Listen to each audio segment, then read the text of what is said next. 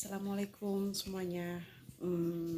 Kita berbagi bagaimana cara saya, kembali lagi ya, cara saya berpandangan tentang finansial ataupun keuangan dan cara saya menyimpan ataupun pilihan saya untuk menyimpan keuangan saya. Bagaimana?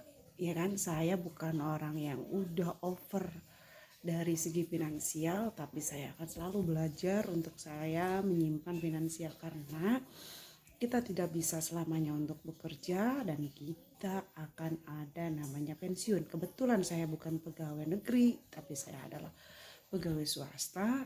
Jadi pensiun itu diciptakan bukan dari perusahaan, tapi kita yang berpikir bagaimana kita untuk mendapatkan uang pensiunan itu sendiri. Cara mengelola keuangan saya nanti untuk pensiun tersebut saya akan bahas di season berikutnya. Tapi ini bagaimana memilih cara menyimpan hal yang terkecil dulu ya. Mari kita simak. Kebetulan saya seperti biasa udah saya ilustrasikan pemikiran saya dalam sebuah whiteboard.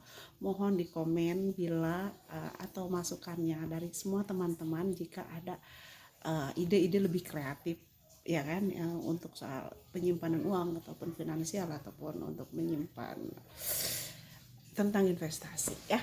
Mari kita lihat dulu yang punya saya. Oke.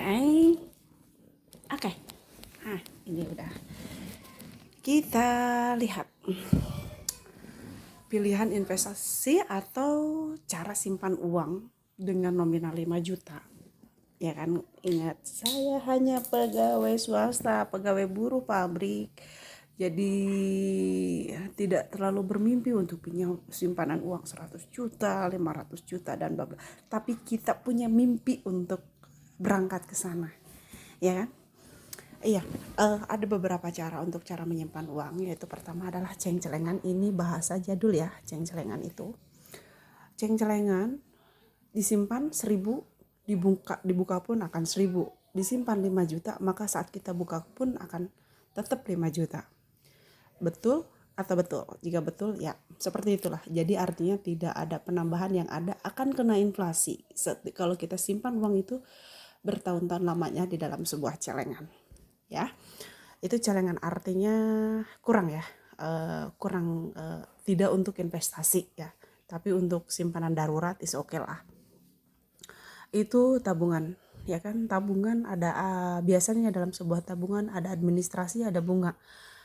Boleh kalian, kalau memang saya salah, kalian boleh komen di kolom komentar saya. Kalau menurut saya sih antara admin dengan bunga di Bank Nasional, artinya dari bunganya aja sendiri tidak nutup buat adminnya sendiri ya, kalau uang kita hanya 5 juta.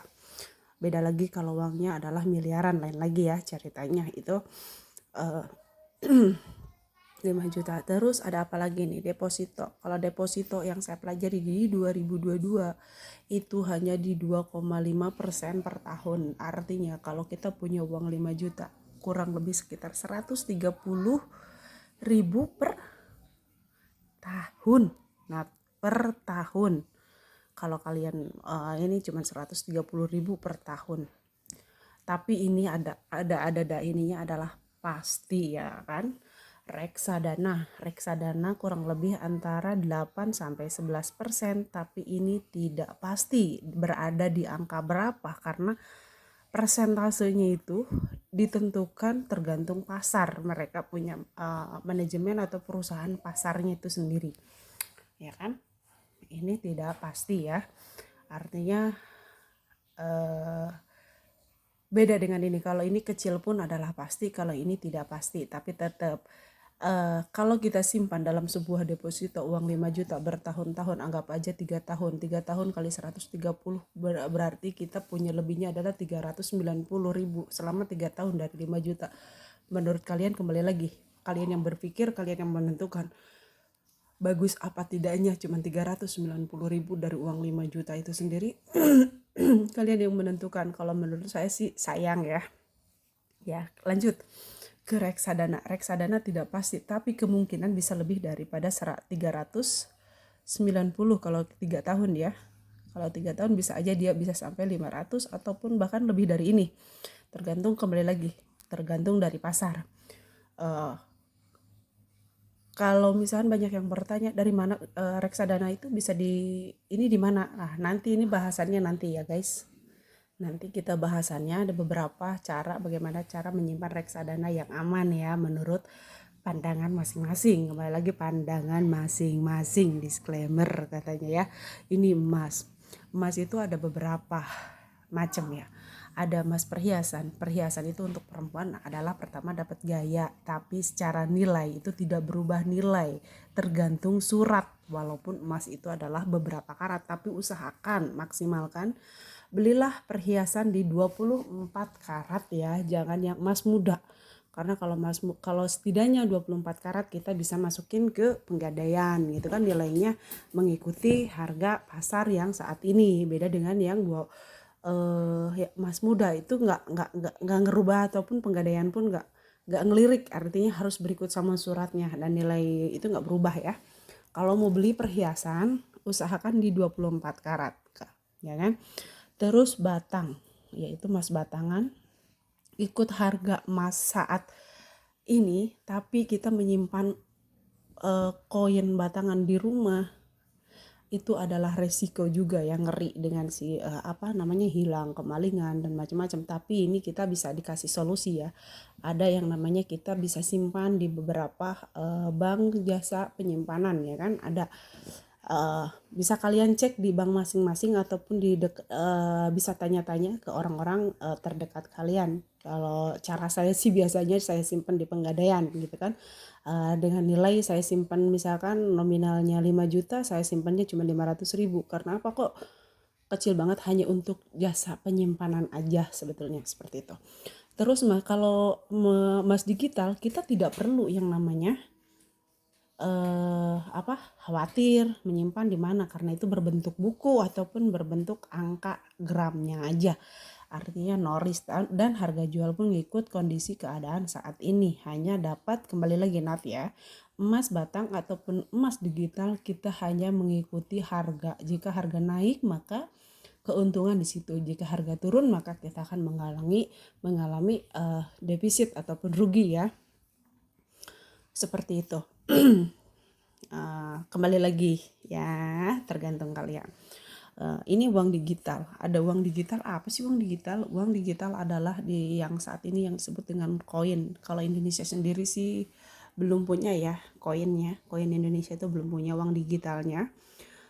Koin di luar negeri udah banyak, pasarnya juga udah ada yang namanya crypto coin. Saya bukan promo ya, sekali lagi saya tidak promo, saya cuma hanya mengedukasi aja. Kalian bisa cari-cari di beberapa platform ataupun aplikasi yang tentang namanya koin itu sendiri. Kalian bisa ambil, pilih, join ataupun apa. Kalau kalian udah merasa yakin, kalau tidak yakin jangan. Karena itu berbahaya ya. Karena segala sesuatu berdasar jalan dari sebuah keyakinan. Ikut harga pasar ya pasti, dan tidak ada uang tambahan kalau kita tidak depositokan koinnya itu sendiri. Ya kan? Nanti ini udah saya bahas kalau koin itu di beberapa ada Ethan sama crypto coin kayaknya, bukan crypto Ethan itu bisa didepositokan, jadi setiap hari kita akan dapat bunganya itu sendiri setiap hari ya, mau harganya lagi naik ataupun lagi turun ya kan. Dan penambahannya hanya di sini, kelebihannya hanya sama seperti emas, hanya mendapatkan harga. Jika harga naik maka uang kita akan kembali naik, jika harga turun maka kita akan turun. Cuman di sini kalau tidak didepositokan tidak ada tambahan. Jika didepositokan koin kita maka akan ada tambahan ya. Terus ini saham. Kalau saham itu sendiri itu ya sama seperti emas ya kan, sama seperti koin ya kan, ngikut harga yang bergerak di saat hari ini juga. Kalau ini harganya naik maka ikut naik, jika harganya turun maka ikut turun. Tapi di sini beda dengan harga uang digital ataupun dengan ini, karena kita ini adalah berkontribusi dalam sebuah perusahaan, maka perusahaan tersebut jika mereka untung maka mereka akan membagi sebuah dividen ataupun sebuah keuntungan terhadap kita sebagai pemegang saham. Ini plus keuntungan dari sebuah saham ya. Ya kan, kalau misalkan belajar saham di mana? Oh, banyak sekali, nanti kita bahas lagi ya di season berikutnya. Itu cara saya. Demikian cara saya mengilustrasikan kalau saya sendiri, saya di mana sih simpan ininya. Yang pasti saya akan bagi setiap bulannya, itu saya akan bagi ke, walaupun ibarat kata saya di sini, kalau saya sih ke sini udah enggak begitu interest. Ini hanya tergantung nafsu saja. Terus harga batangan juga udah nggak begitu interest karena di sini ada risknya, saya ngeri banget. Paling saya mainnya di sini walaupun itu hanya 100.000 per bulan, ya kan, 100.000 per bulan saya akan masukin. Kok kecil, bisa dapat berapa gram? Jangan berpikir kecil. Kalau 100.000 per bulan kita anggap berapa tahun dengan uang yang kita lupakan, maka akan jadi berapa uang kita. Itu akan jadi sebuah penolong di saat kita lagi kondisi lagi low banget keuangan. Karena maaf sekali lagi, kadang kita kalau mau pinjam uang sama saudara sangat sulit. Maka inilah yang akan jadi uang yang kita lupakan, ini yang akan jadi bantuan di saat kita lagi kondisi sulit. Karena ini udah saya ngalamin juga ya, walaupun cuma 100.000, kalau kita lupakan, kita taruh, nanti setelah sekian lama, 3 tahun 4 tahun akan ketemu uangnya, lumayan buat nutupin sesuatu ya kan, bisa buat anak sekolah ya kan, ataupun apapun. Uang digital ya kan, wah udah ya, udah selesai ya. Oke, dan disimpan di uang digital saya nggak begitu banyak juga karena saya belum bisa main juga di sini, hanya ikut-ikutan tapi nggak gede. Di sini hanya untuk cari profit aja sih, kalau di sini nyari ya buat beli micin lah kalau bahasa emak-emak ya. Kembali lagi karena saya emak-emak ya, jadi yang saya bahas adalah kebutuhan dapur. Nah, kalau di sini sekarang saya lebih interest memang di sini karena nanti saya akan mengejar kepada sebuah pendapatan tahunan saya.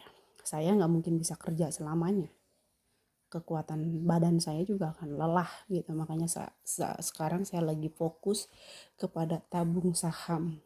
Ingat ya, bukan trading. Saya belum pandai dalam sebuah trading, tapi saya tabung saham, dan biar saya dapat dividen setiap tahun. Dan kalau memang saham saya udah besar, udah banyak, mungkin inilah yang akan membawa saya kepada pensiun saya ya. Mungkin cukup sekian, hanya itu aja pembahasan. Kalau memang ada tambahan ataupun ada info yang berlebihan, silahkan kalian komen di bawah deskripsinya ataupun di kolom komen. Mohon bantuan info tambahannya dari kalian semuanya ya. Cukup sekian. Assalamualaikum warahmatullahi wabarakatuh.